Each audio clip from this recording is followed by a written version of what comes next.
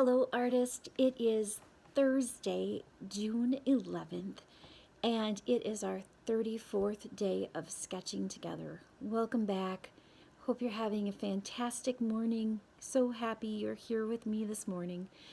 Yesterday I did a lot of sharing and talking and not any drawing. So I left you with the prompt, just doodle. I think that was number 17 on our prop list. It was today, just doodle for yesterday. So I wanted to share with you my doodles. I am a dog person. I have 2 dogs. I've had many dogs in my life, and I've had 3 in my adult life, and I love dogs. I'm not a cat person. However, we just got some cats to take care of mice problems on our country home, the property of our home. They like to get into the engine of my vehicle, into my car, because I don't have a garage. So we ended up with getting some cats from my sister, who has a lot of farm cats, and we got them as kittens. And we have 2 of them, and they both ended up having kittens this spring, a day apart. But one of the cats has moved to the neighbors. She decided to move to the neighbors that week and then have her babies there. So she is no longer our cat because the neighbors have adopted her. And then she had 6 kittens, and the cat named Mrs., who that's M-R-S period, Mrs., and she has a twin brother named Mr. that still lives on my sister's farm. Mrs. had 4 kittens, and they are living at our house. They live outside at our house, and they are the most adorable, perfect looking kittens I've ever seen in my life. So now I'm a cat person. I never thought I would be, but they are just adorable. And so of the 4 kittens, one is black, and she's a female, and the other 3 are boys, and 2 of them are perfect little tuxedo cats. And so they are black, and with their white little tuxedo on and their little white paws, and one has a black nose and one has a white nose, and then the other one is a tiger striped tuxedo, and his tuxedo is absolutely perfect. He's an adorable cat. So I'm really and their mother is a Bengal striped tabby cat. So they all have these, even though they're black, the 3 black ones, they still have these tiger stripes, and so they're adorable. So I drew him about 2 weeks after he was born. So there he is, little tuxedo with the black nose, and he is wearing his little white bow tie. So yesterday for Just Doodle, I was thinking about him again. And so I've drawn him, so little black nose, and I called him Doodle, the tuxedo cat. So I just love these cats. They're so adorable. And they're very chunky and very well fed, and Mrs. is teaching them to hunt now. She's bringing them back mice and other little creatures. And so they will be hunters, and they are very, very sweet little cats. And one went missing in our woods the other day and was missing for about 14 hours, and I found him. So I'm really excited he's back home again, because our woods are pretty thick this time of year. So thinking about doodling, and I decided I would draw our tuxedo cat, one of our tuxedo cats. Okay, so today's prompt, I wonder what you doodled. I hope you doodled away and created really amazing creations, because I know you can. Today we are going to prompt number, oh my goodness, I didn't write it down. I know what the prompt is. Draw a memory from your life. And let me see if I can find that really quick. Now, we once drew the way life used to be. Now we're drawing a memory from our life. And I'm probably not going to find it anytime soon. Well, somewhere in our list of prompts, there is a prompt that says, draw a memory from your life.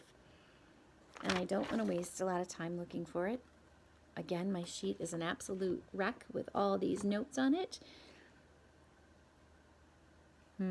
Somewhere on there, and it's all blurring together for me, and my eyesight is not so good right now. Still somewhere. Okay, so we're drawing a memory from our life. So yesterday I talked about my Uncle John and sending him that seahorse out to Raleigh, North Carolina. And all of my life, John has lived away from us. Well, not when he was a teenager. Of course, he was here when I was just a small child.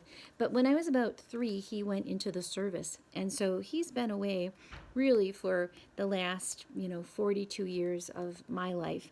And so he has always been an inspiration in my life, and always inspiring me through his ability to live and to just find the beauty in all places in life. So when I thought about drawing a memory from my life, there are so very many memories. How can you stop and pick just one? And then what came to mind is a moment that I recall so fondly, and it probably happened once, but it felt like it was always. John probably came home from the service, or maybe before he even left, maybe when he was like 18. So John is a natural born artist. He's just great at everything he does, including playing music. And so this is a memory from my childhood I remember so clearly. John sat down at my grandparents' piano and played this song, and I'm going to play it for you and hope you can hear it. It's Music Box Dancer.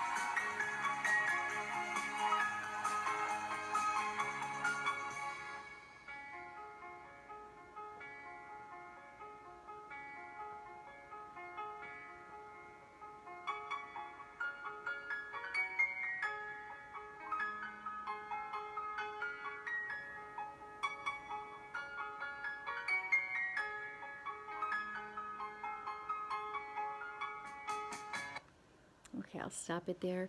So that was a memory I remember so clearly and so vividly. And when I think about that moment when John sat down and played Music Box Dancer, it brings back my whole early childhood and how beautiful it was. And John doesn't know the impact that he's had in my life, but that was an amazing time for me, an amazing moment. And this guy was really a stranger in my life. He was out doing his own thing. He was this artist as a high schooler, and then he went away for all of these years. And I've gotten to know him first as a young adult, and then as an adult in my later adult years. And it's just been a wonderful process. And I love him dearly. So I wanted to create an image of John at the piano. John can play anything. He probably wouldn't play today, but he can play anything from memory. The love of his life, Ian, was a concert pianist. And Ian, John talks about Ian having been just a remarkable piano player. And I never had the chance to hear Ian play, but I believe John when he says that Ian was wonderful.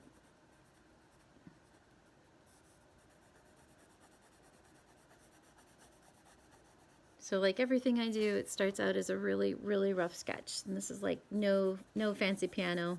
There's just a rectangular piano. And then I'm just going to draw myself as a child peeking in here, listening to my Uncle John play. And I'm sure I must have been about 3 when he would have done this. There were a lot of years we didn't see John, so those memories of him really come from that time when I was 3 or 4.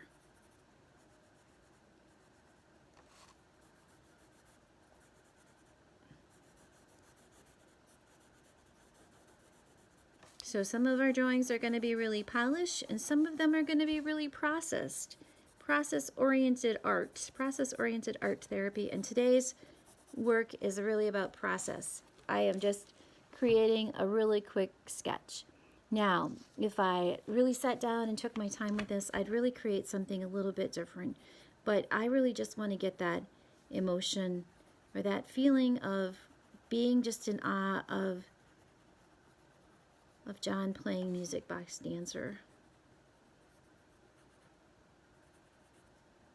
I don't even know if John would remember having played Music Box Dancer, but it definitely is a memory that I'll never forget.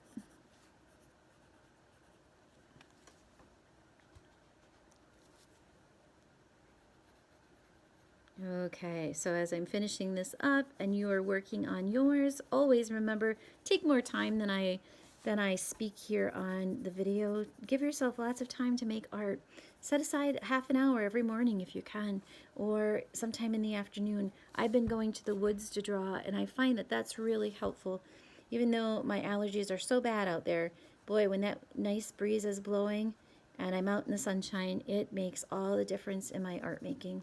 So if you can get out and sketch or go near your window and sketch, please do it. Get that fresh air, get that sunlight, that natural light, and make time for art. Because making time for art is making time for you. That's what we forget about sometimes. We see it sometimes as a chore, like, oh, I've got this next assignment to do. But really, it's about making time for you, about taking time for yourself to focus on something you want to draw. And that's the great thing about this process of sketching together, is that nobody's telling you what you have to draw. I'm just giving you some suggestions, but you make whatever you want to make, or don't make what's being suggested. Do whatever you want and focus on the things that you really would like to focus on. With that being said, I need more ideas. We are coming to the end of our list. In fact, I don't know where to go next. So please send some ideas to me, jennifer.bethel@oakwoodvillage.net, or give me a call, 230-4324. Say, this is what I'd like to see, or I'd really like it if you focused on this particular art form, or we would like more of this. Whatever it is, let me know, because I need more ideas. I can come up with 50 more, but I really need your help in making those possible, and then knowing what really interests you, what interests each of you. I'd also love to see images. I haven't seen images in a while of what you're creating out there, so send some my way if you can. Take a photo, send it off to email, or if you catch me in the hall and you have your sketchbook with you, I'd love to see what you're working on. Okay, have a fantastic day. We'll be back tomorrow on Friday for our next Sketching with Jennifer, number 35. Time is going so fast and yet so slow, and I can't wait until we're all back together again. See you tomorrow.